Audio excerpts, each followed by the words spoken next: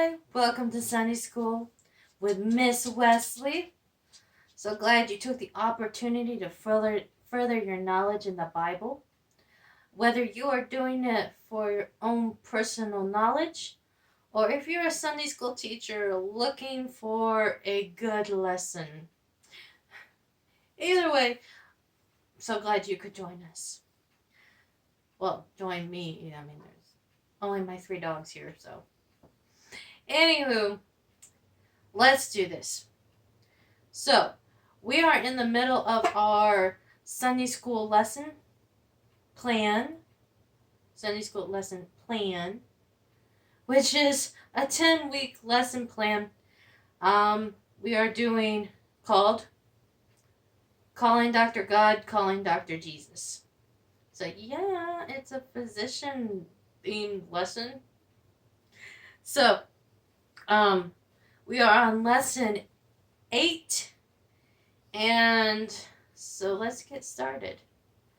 You'll find this lesson in 3 books in the Bible: Matthew, Mark, and Luke. I used Luke because he happens to be the best storyteller. Actually, Mark does a pretty good job too. But I used Luke for this one. You can find it in the 5th chapter. It's not too far down in there. Anyways, in this lesson, in this story, Jesus had been gaining popularity. Or should I say, he'd been gaining notability. Notice. Anywho, so, people were hearing about Jesus and what he was doing. He was healing people. He was raising... Did he raise the dead yet? I don't think he had raised the dead yet. But he was healing people. Lots and lots of people. And he was preaching and he was telling. He was doing sermons and he was teaching. And with teaching came notoriety. And so they had set him up in a house. He was in a house. And there was several people in there. It was crowded. It was packed. And there was these men outside. Hold on, I need to... And there was these men outside. And they had a friend confined to a bed. This bed. And he was paralyzed. He was handicapped. And these guys, all they wanted to do was have their friend healed. And when they got to the house, they couldn't get inside. But these boys were determined. So they climbed up onto the roof of the house. And they pulled back the tiles to the house. And they lowered their friend in. Let's make sure their friend's pretty steady. This took some ingenuity. These boys, like I said, they were determined. And they lowered their friend in right at the feet of Jesus. And Jesus looked up at them and said, "Because of your faith, your friend's sins are forgiven and your friend is made whole." Well, the Pharisees and the scribes that followed Jesus around, pointing at everything he did, decided to troll Jesus on this. Yes, they are evil trolls. They are. So Jesus, the ultimate, mic dropper, I mean, he did this more than a few times on these boys. He said, "How much more difficult would it be for me to not only forgive this guy of his sins, but tell him, take up your bed and walk?" So he reached out his hand, placed it on the man, and said, "Take up your bed and walk."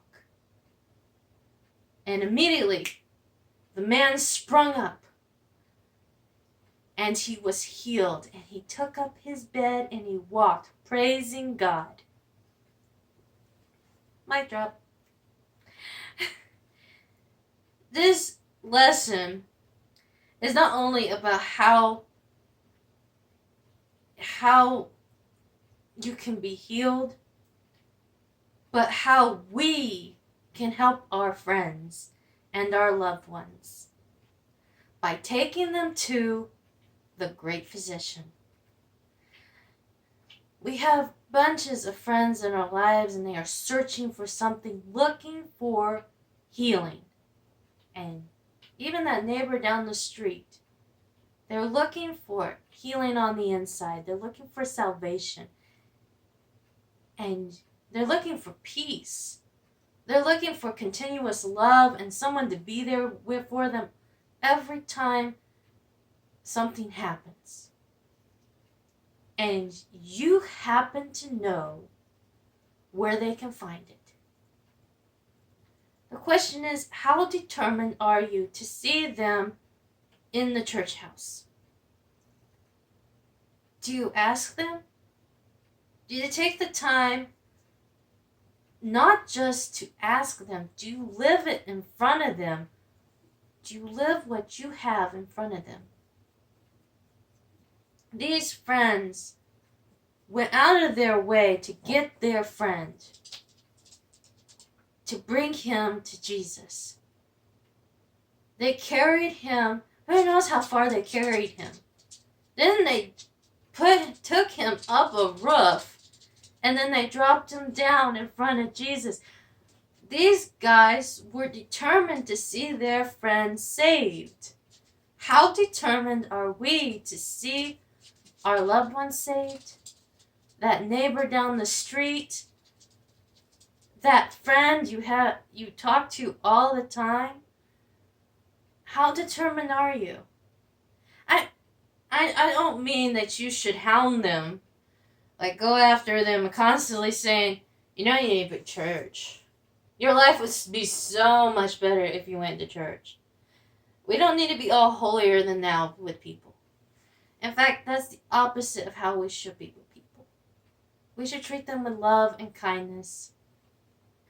We should also stand firm in our belief in God and what His values are, not what the world's values are.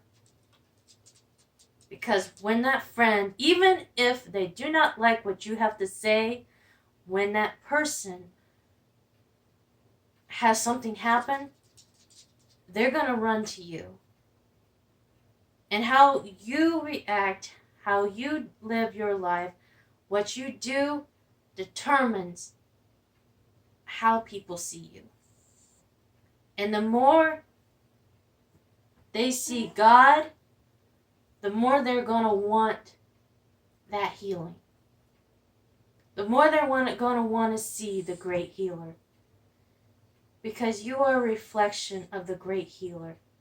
We are all His nurses or His side physicians. And it is our job to make sure they see that. And it is our job also to get them, peel back the roof, and get them into the church house, even if it's packed. That's this episode. I hope you stay tuned for more of my videos. I have quite a few of them, and there will be more.